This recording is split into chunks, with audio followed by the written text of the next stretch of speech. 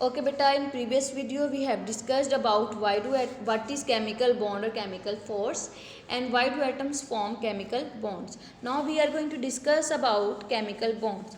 अब बेटे इसकी डेफिनेशन की तरफ फर्स्ट ऑफ ऑल चलते हैं कि what is the definition of chemical bond.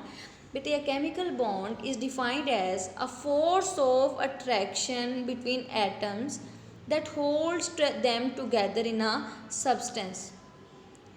उल्टी साइड से मैं समझाना स्टार्ट करूँगी आपको, बैक साइड से सब्सटेंस से मैं लेकर चलूँगी आपको डेफिनेशन. मैं स्टार्ट से नहीं आपको बताऊँगी, इधर से लेकर जाऊँगी तो आपका ताकि आप पीछे से ही आपको चीज़ों को समझना आसान हो. सब्सटेंस क्या है बेटा? जब दो या दो से चीज़ें आपस में, दो या दो से ज़्यादा चीज़ें आपस में मिलती हैं तो एक सब्सटेंस बन जाती है.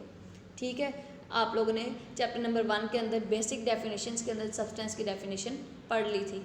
ठीक है, ज़्यादा चीज़ों का मिक्सचर, थोड़ा दो या दो से ज़्यादा चीज़ें आपस में मिल जाएंगी तो एक सब्सटेंस बन जाएगा.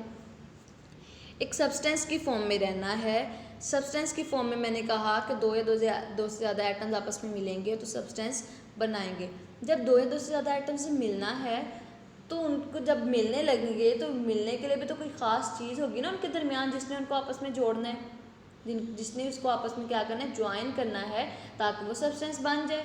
ठीक है, तो वो जो ख़ास चीज़ है जिसने दो या दो से ज़्यादा एटम्स को आपस में ज्वाइन करवाना है, वो ख़ास चीज़ क्या है?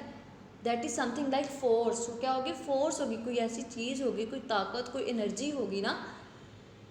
ठीक है, तो कोई एनर्जी होगी जिसने आपस में उन दो चीज़ों को जोड़ के रखा हुआ है, तो वो एनर्जी क्या है? That is force of attraction है.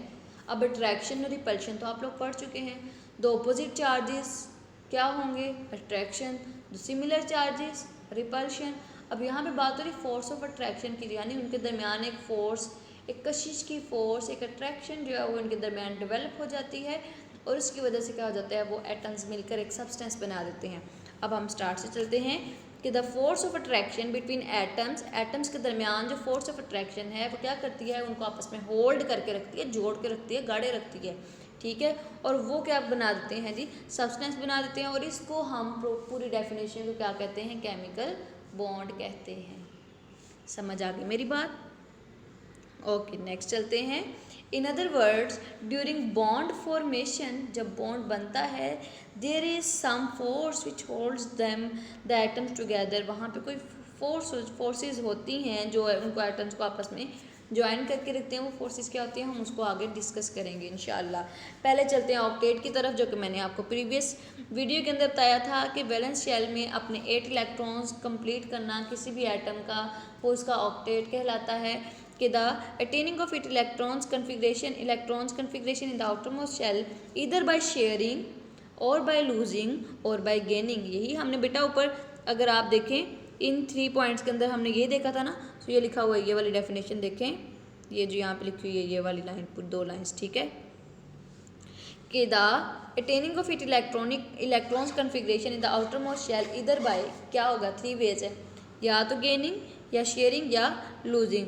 तो इसको हम क्या कहते हैं? ऑक्टेट रूल कहते हैं. And this rule, octet rule only symbolize that noble gases configuration should be attained by atoms. यानी इसी चीज़ के बारे में बेटा बताते हैं कि एटम जो है वो नोबल गैसेज की इलेक्ट्रॉनिक कन्फिग्रेशन अचीव करना चाहते हैं. So for elements like hydrogen और हीलियम उनके लिए तो बहुत मुश्किल है.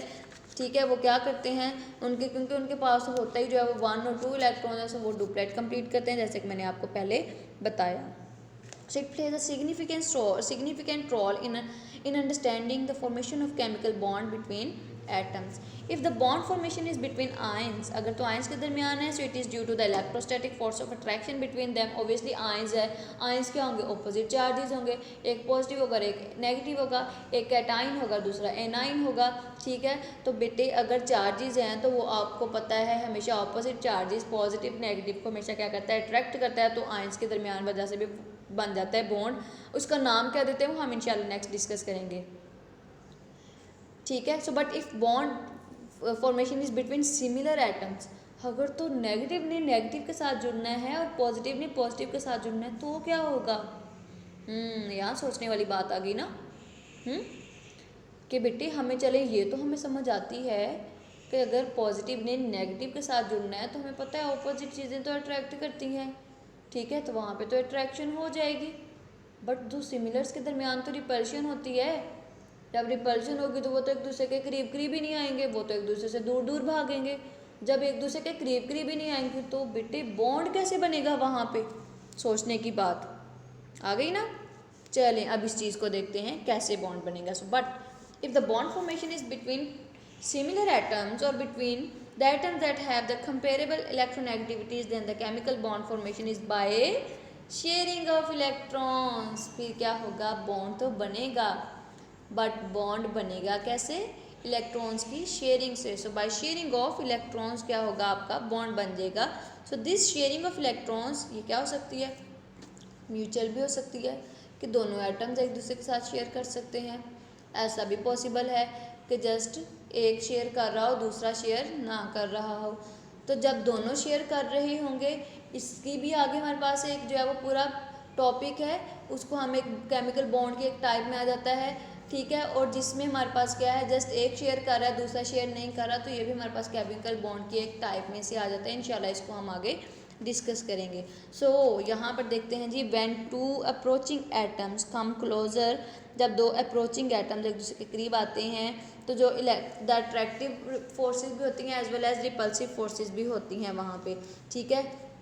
अब फॉर्मेशन ऑफ केमिकल बॉन्ड तो तभी होगी ना जब अट्रैक्टिव फोर्सेस डोमिनेट कर जाएंगी और रिपल्सिव फोर्सेस जो है वो रिसेसिव रहेंगी, आप ये कह लें। So the energy of that system is lowered and molecules is formed, ठीक है। एनर्जी क्या हो जाएगी, सिस्टम की तो कम हो जाएगी बट मॉलिक्यूल बन जाएगा। अदरवाइज इफ अगर रिपल्सिव फोर्सेस डोमिनेट कर जाएंगी तो केमिकल बॉन्ड नहीं बनेगा और सिस्टम की एनर्जी भी इंक्रीज कर जाएगी, ठीक है। In that case there will be increase in the energy of the system due to creation of repulsive forces, ठीक है बेटे। आज हम लोगों ने क्या डिस्कस किया है, today we discussed about introduction of this chapter, why do atoms combine form chemical bond, and in this video we have discussed about the chemical bond, definition of chemical bond and further different types of chemical bond, but हमने उनके name नहीं देखे। इंशाल्लाह हम जो है next lecture में उनके नेम्स को भी डिस्कस करेंगे। सो बेटे this is about today, I hope you understand it well. Okay my dear students, अल्लाह हाफिज़, स्टे ब्लेस्ड।